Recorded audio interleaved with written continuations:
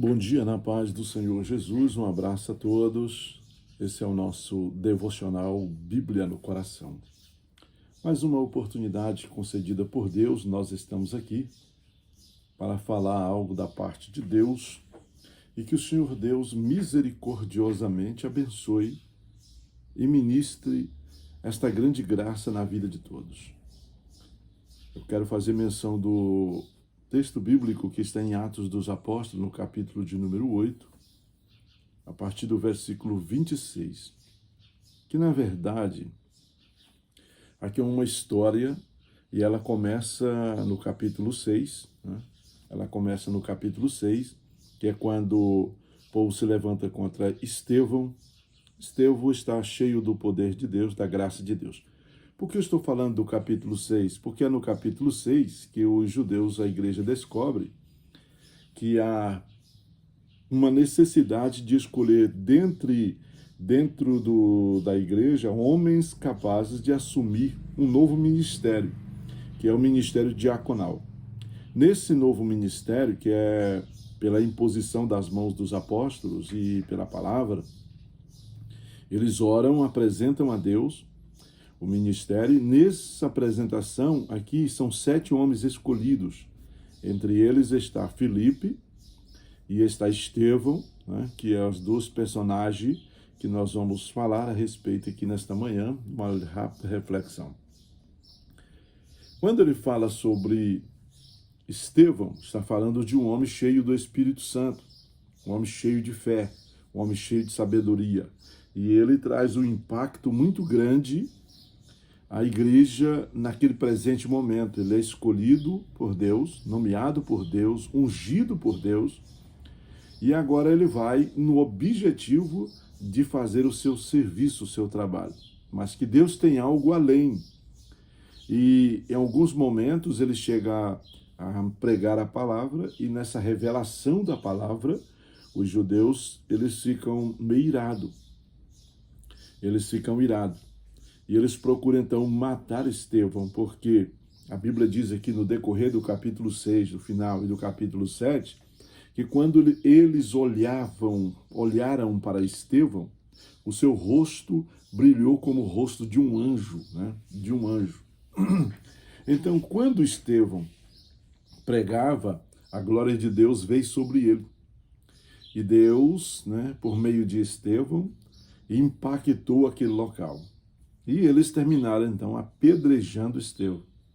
Apedrejaram na permissão de Deus, lógico, as coisas acontecem dentro da permissão de Deus. Quando eles apedrejaram Estevão, a Bíblia diz assim que Estevão, olhando para o céu, disse: eis que eu vejo os céus abertos e o Filho do Homem em pé à mão direita de Deus. Quer dizer, preparado para recepcioná-lo. E nesse momento eles, irados, apedrejam Estevão e matam Estevão. Aí começa uma perseguição generalizada na igreja. Eles procuram de todas as maneiras destruir a igreja. E eles partem para cima com todo o entusiasmo que eles têm. E nesse momento é que vai se revelando as peças que Deus tem. A perseguição veio para a igreja, fez com que os irmãos se tornassem, ficassem dispersos e fossem por todos os lugares. Uma igreja que estava acomodada dentro das 4 paredes, com a perseguição, ela procura então fazer a obra missionária.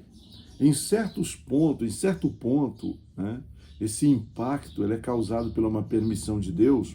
O mundo faz isso, o inimigo faz isso, Satanás faz isso. E tem muitas pessoas que pensam, então Deus tem o controle da igreja, por que então aconteceu isso? Mas isso é uma permissão de Deus. Isso é Deus fazendo com que a igreja saia dessas 4 paredes para ir o evangelismo e evangelizar. Tem almas perdendo-se, caindo da graça, morrendo, e então há necessidade que alguém vá levar o evangelho a eles. E acontece isso com Estevão. Quando Estevão começa, então eles apedrejam. E apedrejando Estevão, a igreja fica dispersa, e a igreja sai. Ela começa, então, no evangelismo. E a Bíblia diz que Deus usou essas peças.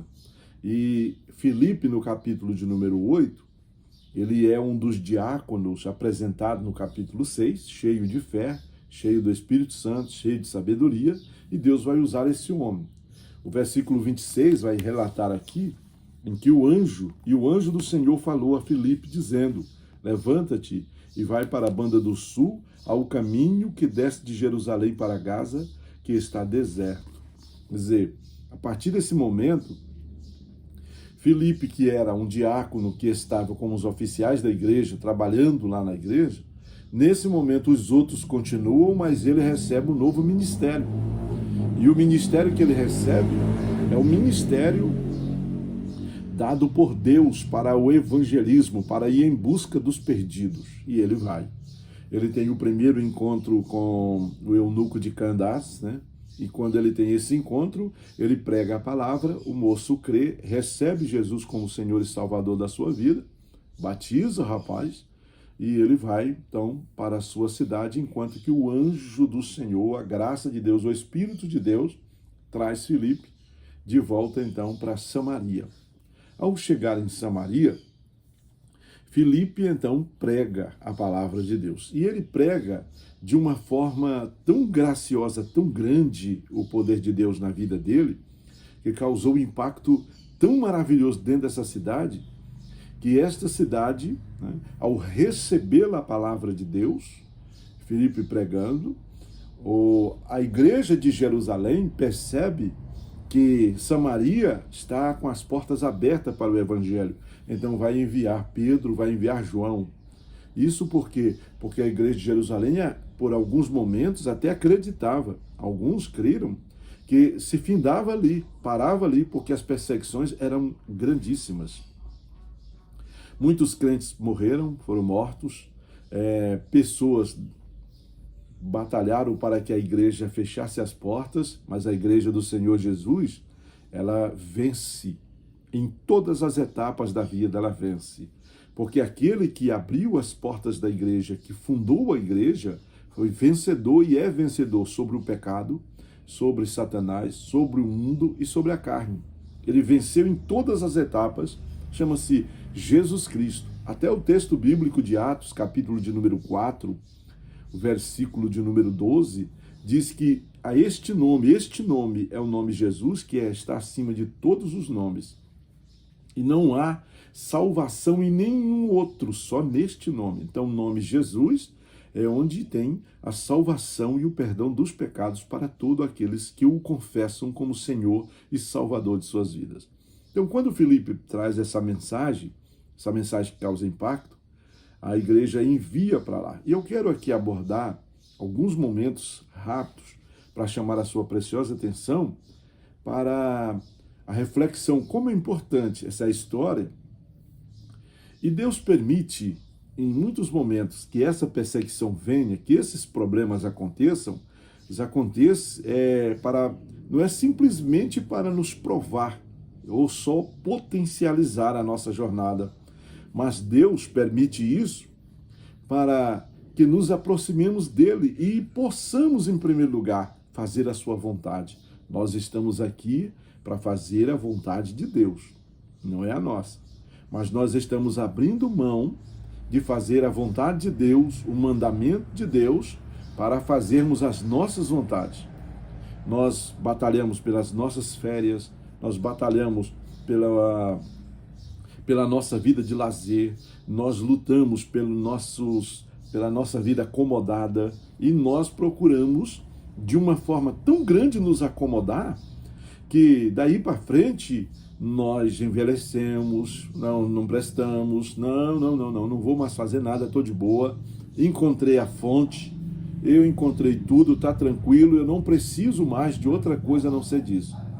Então, nesse momento, como a igreja pensa dessa forma, age dessa forma, então é esse momento também que Deus traz um impacto muito grande, né?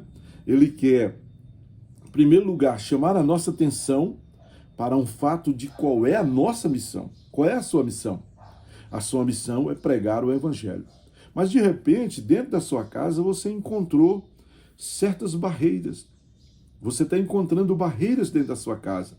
o seu povo não quer, os seus pais não aceitam, os seus irmãos não gostam, filhos querem a qualquer custo te abandonar, e você ama e gosta tanto que está a ponto de sacrificar a obra de Deus por causa do amor aos filhos. Você fala, os filhos, a família em primeiro lugar. Sim, é importante. Mas se você ouvir o ID de Jesus Cristo, você não vai ter essa dificuldade, porque essa dificuldade ela é contornada pela presença gloriosa do Mestre na sua vida. Quem se levantou é o período de trevas, mas as trevas vão embora, vai ser dissipada, a luz vai raiar, a glória de Deus vai chegar, e aqueles que eram contra também vão ajudar a fazer a obra de Deus com alegria. Então, Deus chamando a sua atenção, a minha atenção, para esse momento. São momentos ímpares nas nossas vidas. A outra coisa importante que eu quero chamar a sua atenção também é que Deus permite que essas coisas aconteçam para fazer um autoexame nas nossas vidas. Olha só, Estevão é apedrejado. Ele é apedrejado. A igreja se sentiu praticamente como se estivesse sozinha. E nesse momento é que o Espírito Santo está nos chamando para esta obra gloriosa. E aí nós percebemos que com um momento de perseguição e de problemas, a igreja passa a ouvir a voz do Espírito Santo, mandando ir pregar o Evangelho. Então, em primeiro lugar, Deus está fazendo um autoexame na sua jornada. Em segundo lugar, Deus te chamou, ou seja, em primeiro lugar, para você prestar atenção a Ele, a obra e aquele a quem você está servindo, né? Se você serve ao pecado, então você vai cogitar das coisas do pecado. A Bíblia diz que a inclinação do pecado é morte. Então você vai trabalhar para o pecado, para o mundo e para as coisas do mundo. Você não vai sair do acomodismo, você vai permanecer ali e você não tem uma nova perspectiva de vida. Até porque a vida que você encontrou, essa tabela, você não precisa mais. Mas quando nós observamos isso e estamos dentro dessa linha, Deus então, em terceiro lugar, vai nos mudar. E para nos mudar, às vezes vai doer. Vai doer. Para a igreja doeu. Ele teve que tirar Estevão. Então a igreja sentiu o impacto, porque a igreja se espelhava no Estevão. Quantas pessoas hoje a igreja está se espelhando? Quantos pastores, quantos missionários, quantas missionárias, quantos pregadores, pregadoras, quantas, alguém está dizendo, são os ícones da igreja. Alguém está olhando para essa forma e dizendo, a igreja está ótima, está bem demais. Mas é esse o objetivo? Não estou generalizando, mas estou dizendo que há em certos lugares, certos momentos em que a igreja se trancou dentro do cenáculo, não quer comunicar aos homens, não quer comunicar ao povo lá fora. Então Deus está fazendo uma mudança. E nessa mudança, Ele está trabalhando na sua, na minha, na nossa vida, porque Ele quer esta igreja evangelizando, cuidando dos doentes, dos feridos, pregando o evangelho, anunciando que Jesus cura, salva, liberta, batiza com o Espírito Santo, restaura e dá nova vida. Em vez de discutirmos algumas picuinhas, algumas coisinhas, é hora de nos voltarmos para Deus com afinco, com convicção, buscar a Deus em oração, buscar a Deus em comunhão, buscar a Deus em harmonia com o meu próximo, com o meu irmão, com a minha irmã. Então, querido, no nome de Jesus, a igreja foi dispersa e foi um objetivo do Espírito Santo fazer isso. Por quê? Você precisa sair das quatro paredes, você precisa sair do acomodismo, você precisa abrir mão de determinadas coisas que está te destruindo, está te elevando materialmente, mas espiritualmente está roubando a tua fé. Pessoas que já não estudam mais a Bíblia, pessoas que já não olham mais para a Bíblia Sagrada com os bons olhos, já começa a desacreditar de certas partes da Bíblia, já começa a entender que a Bíblia contém a palavra, não é a palavra, mas a Bíblia é a palavra de Deus e é inerrante. É importante observar esse fato. Então eu quero chamar a sua atenção para esse fato. Deus está trabalhando na sua igreja e eu creio que haverá um grande avivamento. O mundo se endurecerá, o inimigo se manifestará, as lutas serão constantes, mas seremos crentes avivados pelo poder do Espírito Santo e temos a palavra de Deus no coração, porque amamos a Deus acima de qualquer coisa. Então, que Deus, nesta manhã, te abençoe, ministre sobre a tua vida e que tu seja um homem guiado pelo Espírito de Deus, como Filipe, como Estevão, como muitos outros que Deus está guiando, homens e mulheres que estão fazendo a obra.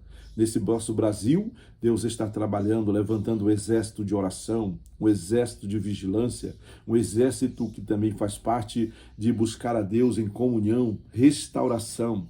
O bom samaritano estão andando, pregando, anunciando e cuidando das feridas de todos. Que Deus te abençoe e te dê vitória. Você faça parte desse exército de Deus, dessa igreja viva e eficaz, que as portas do inferno não prevalecerão. Essa igreja lutará, vencerá no nome de Jesus. Meu abraço a todos e eu quero concluir aqui orando com você, no nome de Jesus.